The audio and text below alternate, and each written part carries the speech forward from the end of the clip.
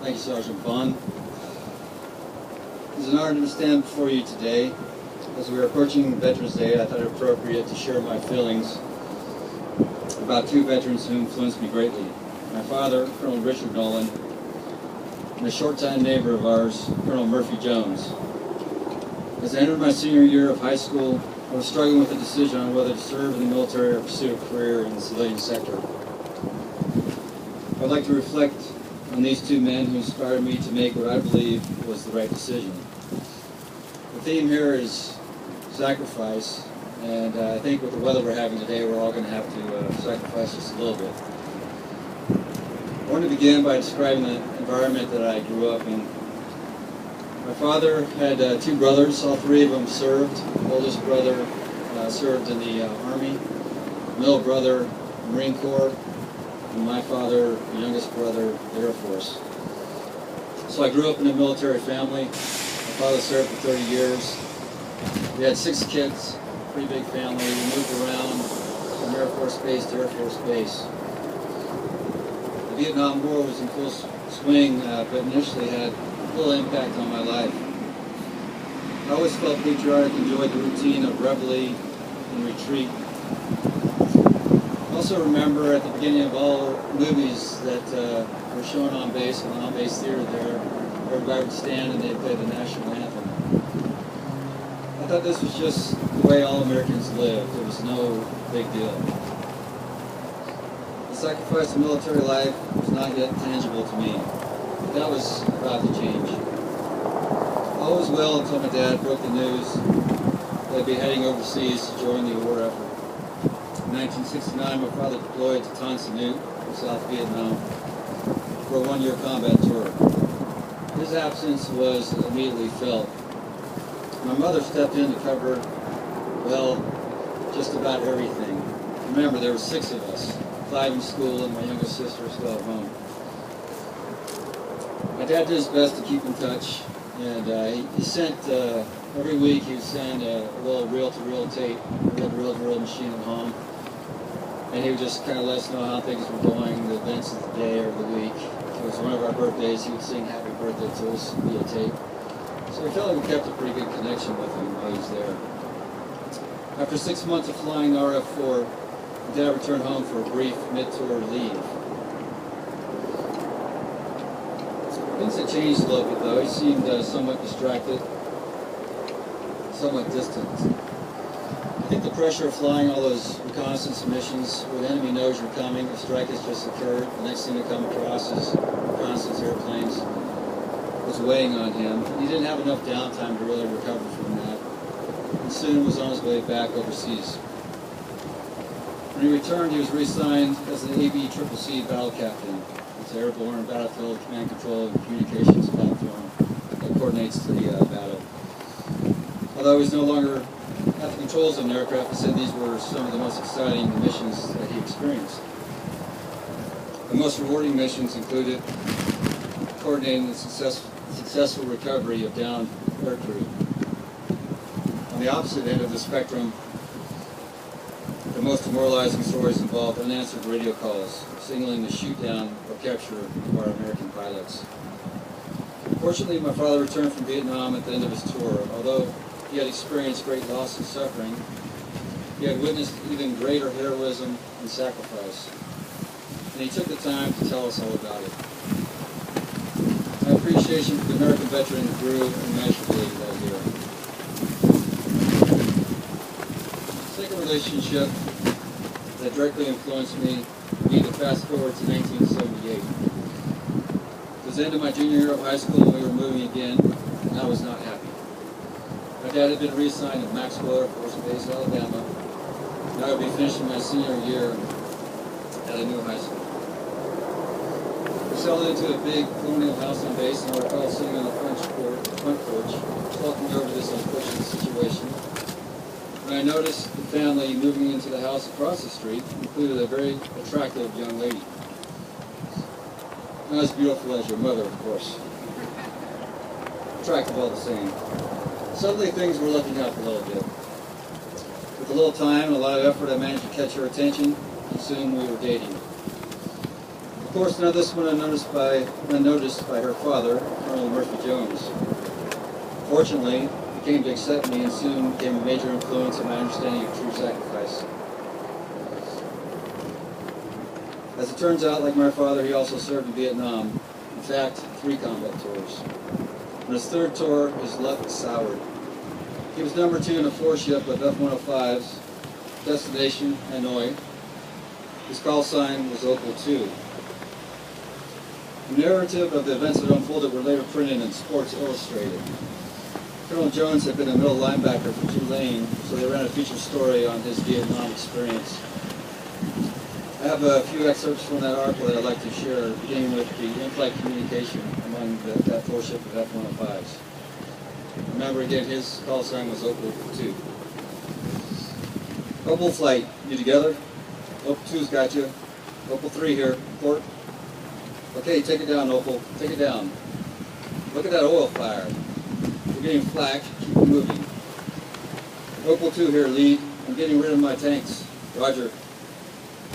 Big flak sight at 1 o'clock. I can see it flash. Flak sight below. Pick it up. Sweet Jesus. It's all over here. On the left, Opal. Pulled up. Let's get... Oh, God, they're angry. Opal 2, do you have me? Opal 4 is off. Opal 2, do you read? Opal 2, check in. Last I saw of him, he was going into the pitch. He didn't call. Opal 2, Opal lead, do you read? This was the sort of radio chatter my dad had discussed with me years prior, a mission where one of our own had been shot down. The 85mm shell smashed into the F-105 directly in front of the cockpit, tearing a hole big enough for a man to crawl through. The impact ripped the oxygen mask off of Opal 2. Shrapnel tore into his right leg. It was approximately 12:45 p.m. on June 29, 1966. Opal 2's 43rd mission of the war, the first over Hanoi for American pilots. At 500 feet, Opal 2 ejected, landed on his left side, bounced, and came down again hard. When he got to his feet, North Vietnamese militiamen were within 50 yards and running toward him. His left arm was dangling, unresponsive at his side. For a brief moment, he considered making a fight of it with his .45 he carried, but thought better of it. He was now a prisoner of war. Thus began an ordeal that would not end for 6.5 years. As a side note, if you Google Murphy Jones, POW, there was actually a propaganda film that the North Vietnamese made. They show the F-105s flying over, an explosion, him being paraded through town in North Vietnam, and then a mock trial. It's fairly interesting. There's no brainy on the video, no comm, but it gives you a sense of what he was going through. Throughout my senior year, I had several discussions with Colonel Jones about his grueling experience as a POW, how he was tortured and interrogated, how he somewhat recovered from his injuries, how he kept his faith, how he survived, how he returned with honor. I wish I had time to go into those details now, but in the interest of time, we'll have to save that for another occasion. Needless to say, his selfless sacrifice inspired me and influenced me greatly. I finally had a full appreciation for the depth of sacrifice that many of our veterans make. In the end, the decision to serve in the military was an easy one for me. I salute all of you who have made the same decision. It is an honor to be counted among you. Your service and sacrifice will not be forgotten. I no longer take for granted the gift our veterans provide for this great nation. Our daughter Audrey is here with us today. She wrote a short essay for Veterans Day several years ago, and I have asked her to share it with us. Thank you.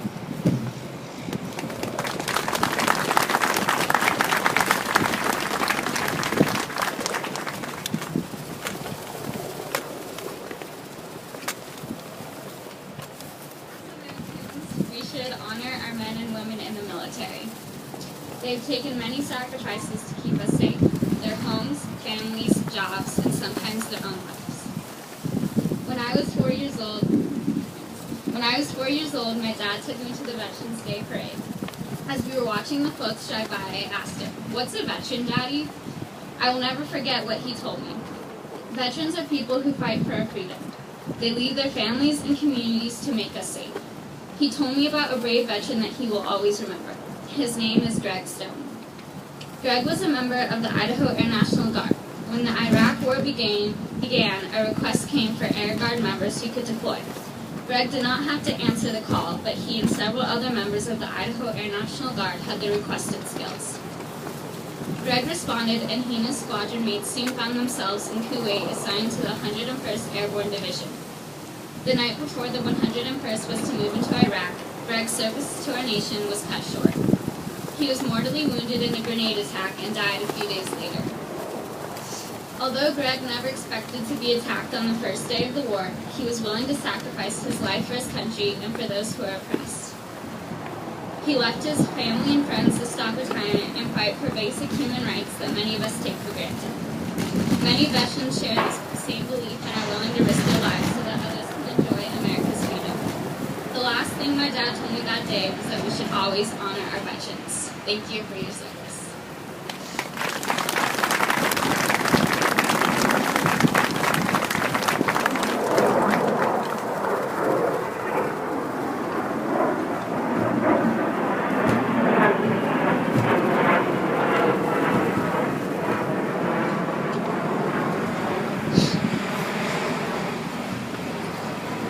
Thank you, Colonel Nolan and Miss Nolan. Those are great stories, and it's very heartfelt.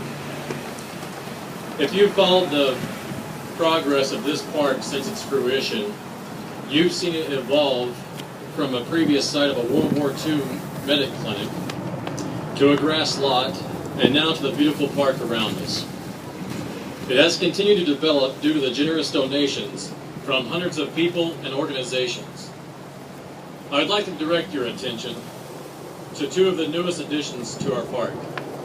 The 3 flagpoles that you see before you, and just 2 days ago, where 18 additional bricks were laid in the foundation that surrounds the fountain. It's exciting to see the planned additions come to life and our park continue to take shape. With your assistance, we can continue the progress with such items such as a memorial wall, a memorial arch, and an amphitheater. If you'd like to help, please visit the Memorial Park website to purchase bricks, coins, or make donations. For your convenience, there is a table set up to purchase these items today, or simply pick up order forms for tomorrow.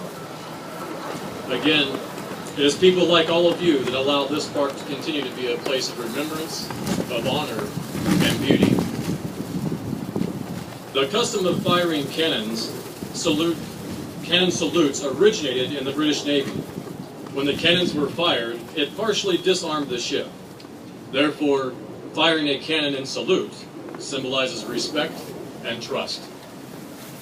To mark this dedication, we will have a 3-volley cannon salute and taps. As a reminder, when taps is sounded, those in uniform will present arms.